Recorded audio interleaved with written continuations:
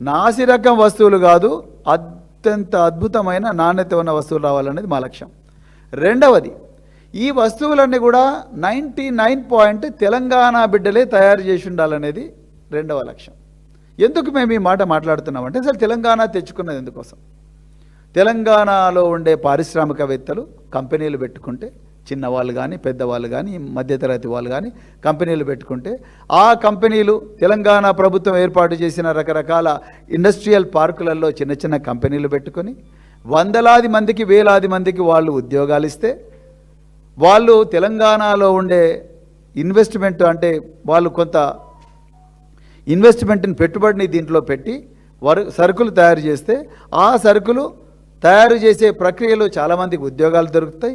ఆ విధంగా తెలంగాణలో అందరూ అశోక్ నగర్, దిల్సుఖ్ నగర్లోనే నాకు గవర్నమెంట్ జాబులు కావాలి అని అనడమే కాకుండా, మేము మా కాళ్ళ మీద కూడా మేము బతకగలమనే చిన్న కుటీర పరిశ్రమలు కానీ, micro small and medium enterprises MSME అనే సంస్థలు ఇవన్నీ కూడా బతుకుతాయి. దానివల్ల సంపద అనేది ప్రజాస్వామీకరించబడుతుంది అన్న ఉద్దేశంతోనే భారత రాష్ట్ర సమితి ఈ పని చేస్తున్నది. మేము ఓపెన్గా ఉన్నాం ఈ విషయంలో, మాకు ఎలాంటి దాపరికాలు లేవు.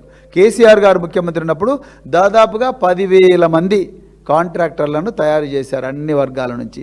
వాళ్ళ నోట్లో మట్టి కొట్టబడుతున్నది అన్న విషయం కూడా మేము ప్రజల ముందరికి తీసుకొస్తున్నాము. ఇక కట్ చేస్తాం, ఇక్కడ మేము కట్ చేసి ఇప్పుడు కాంగ్రెస్ ప్రభుత్వానికి వస్తాం. కాంగ్రెస్ ప్రభుత్వంలో ట్రంక్ బాక్సెస్ వచ్చేసి చింతామణి అనే కంపెనీకి వచ్చినాయి. అదేవిధంగా మరి shoes, socks, school bags Mafatlal అనే కంపెనీకి వచ్చినాయి. Shoes, socks, school bags.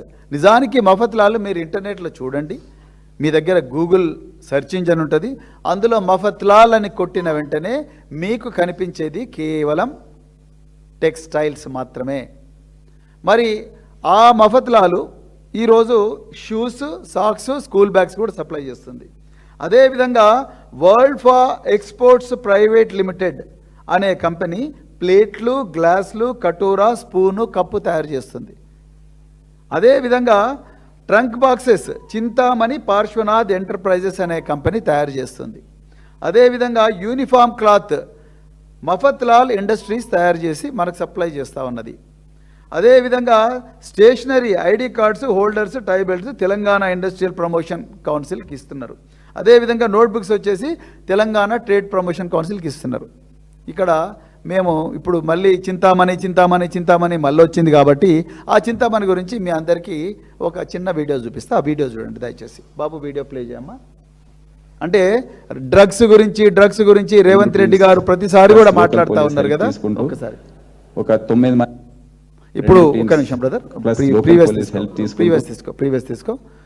ఈ చింతామణి ఓనర్ ఎవరయ్యా అంటే నిరంజన్ కుమార్ జైన్. ఈ నిరంజన్ కుమార్ జైన్ ఎవరో కాదు, మేము ప్రతిసారి ఈ వేదిక మీద మాట్లాడుతున్న రమేష్ జైన్ యొక్క సుపుత్రుడు. ఇప్పుడు ఈ మధ్యన సుపుత్రులది ఎక్కువ నడుస్తున్నది స్టోరీ.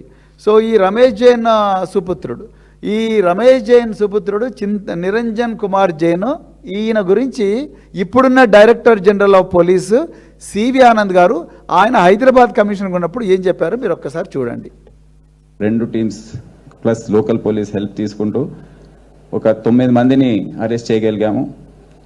దీంట్లో ముఖ్యంగా నిరంజన్ కుమార్ జైన్, అతను దాదాపు 1000 కోట్ల బిజినెస్ అతనికి ఉంది. బిజినెస్, రియల్ ఎస్టేట్స్, కాంట్రాక్ట్స్ 30 సార్లు ఇప్పటి వరకు మా ఎవిడెన్స్ ప్రకారం అతను ఈ టోనీని సంప్రదించి ఇక్కడ డ్రగ్స్ తీసుకొచ్చాడు. మరి అతను ఎవరికైనా సప్లై చేస్తున్నాడా, అతనే కన్జ్యూమ్ చేస్తున్నాడా అనేది మాకు ఇంకా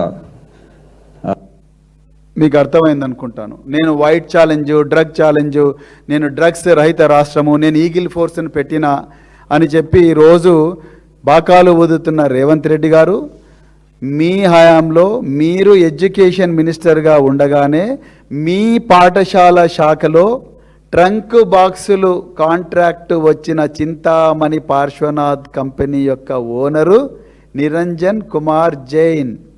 మీ హోంశాఖ మంత్రిగా ఉన్న మీ హయాంలో డీజీపీగా పనిచేస్తున్న సివి ఆనంద్ గారే ప్రెస్ మీట్ పెట్టి ఈయన 30 సార్లు టోనీ అనేవాడికి కాల్ చేశాడు. ఈ టోనీ ఎవరు? టోనీ అనేవాడు ఎవడయ్యా అంటే హైదరాబాద్ మహానగరానికి హెరాయిన్, కొకెయిన్ సప్లై చేసే ఒక రాకెట్కు లీడరు. ఈ టోనీ అనేటోనికి ఈ నిరంజన్ కుమార్ జైన్ 30 సార్లు సప్లై చేశాడు. ఇలా మేము అడుగుతున్నాము, ఇవి డ్రగ్స్ సప్లై చేస్తాడా, లేకపోతే ట్రంక్ బాక్సులు సప్లై చేస్తాడా, లేకపోతే ఈ ట్రంక్ బాక్సులల్లో పిల్లలకు డ్రగ్స్ సప్లై చేస్తాడా? ఇది ఇక్కడ పరిస్థితి.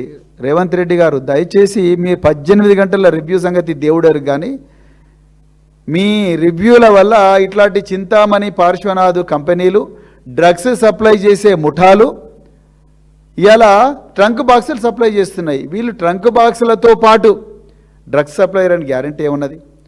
ట్రంక్ బాక్సులతో పాటు ట్రంక్ బాక్సులల్లా గంజాయి పెట్టి, హెరాయిన్ పెట్టి, కొకెయిన్ పెట్టి సప్లై చేయరని గ్యారంటీ ఏమున్నది? ఎప్పుడైనా ఆలోచించినరా ముఖ్యమంత్రి గారు? ఇవాళ ఇంకొక విషయం, ఇవాళ తెలంగాణలో మీరు ఏ ఇండస్ట్రియల్ పార్క్ అన్న పోదాం మనం, ఐడిఏ బొల్లారం కానీ, దండుమల్కాపూర్లో ఉండే ఐడిఏ కానీ, ఇండస్ట్రియల్ డెవలప్మెంట్ అథారిటీ, నాచారంలో ఉండే మల్లాపూర్ ఇండస్ట్రియల్ డెవలప్మెంట్ అథారిటీ కానీ, ఎవరిని పోయి అడిగినా 3 పేర్లు వస్తున్నాయి ఇక్కడ. ఒకటి జైవీర్ రెడ్డి, రెండవది నిరంజన్ కుమార్ జైన్, మూడవది మఫత్లాల్. ఎవరు నన్ను అడగండి మీరు, ఈ 3 పేర్లు వస్తున్నాయి. ఈ ముగ్గురు కూడా ఇండైరెక్ట్గా చూడు భయ్ మేమైతే మాకు గోష్ షాప్ ఉన్నాడు, గోష్ షాప్తోనే మేము మొత్తం చేయించుకుంటాం అని అంటున్నాడు. మీరు ఎవరిని నన్ను అడగండి, ఈ 3 పేర్లే వస్తున్నాయి. సార్ వీళ్ళందరూ కలిసి గూడు పుట్టానైనరు, టెండర్ కండిషన్లన్నీ కూడా వీళ్ళకు అనుకూలంగానే మార్చుకుంటున్నారు అంటున్నారు. దీని మీద సిట్ వేయాల్సిన అవసరం ఉన్నదా లేదా? మీరు ఎవరెవరి మీదనే సిట్ వేస్తున్నారు రేవంత్ రెడ్డి గారు? మీరు హోంమంత్రిగా ఈ జైవీర్ రెడ్డి అంటోడు ఎవడు? అదేవిధంగా ఈ నిరంజన్ కుమార్ జైన్ 30 సార్లు టోనీకి కాల్ చేసి ట్రంక్ బాక్సుల టెండర్ దక్కించుకున్న ఈ నిరంజన్ కుమార్ జైన్ ఎవరు? ఈయనకు జైవీర్ రెడ్డికి సంబంధం ఏంటి? వాళ్ళ కాల్ డీటెయిల్స్ చూడాలి కదా ముఖ్యమంత్రి గారు. వాళ్ళ CDRs తీయండి. జైవీర్ రెడ్డి ఎవరు? ఈ నిరంజన్ కుమార్ జైన్ ఎవరు? ఆ మఫత్లాల్ ఎవడు? ఈ మఫత్లాల్ను హైదరాబాద్కు తీసుకొచ్చింది ఎవరు? దీనికి వేం నరేందర్ రెడ్డికి సంబంధం ఏంటి? ఇవన్నీ కూడా కూలంకషంగా ముందరికి రావాల్సిన అవసరం ఉన్నది. ఇక నేను ఇంతకుముందు మీడియా మిత్రులను అభినందించిన కూడా, ఇక్కడ ఉన్న వాళ్ళందరినీ కూడా. ఎందుకు అంటే మీరు ఈ నిజాలను బయటి ప్రపంచంలోకి తీసుకుపోయినందువల్ల ఈరోజు తెలంగాణలో ఉండే నోట్బుక్ మ్యానుఫ్యాక్చరర్లకు లాభం జరిగింది.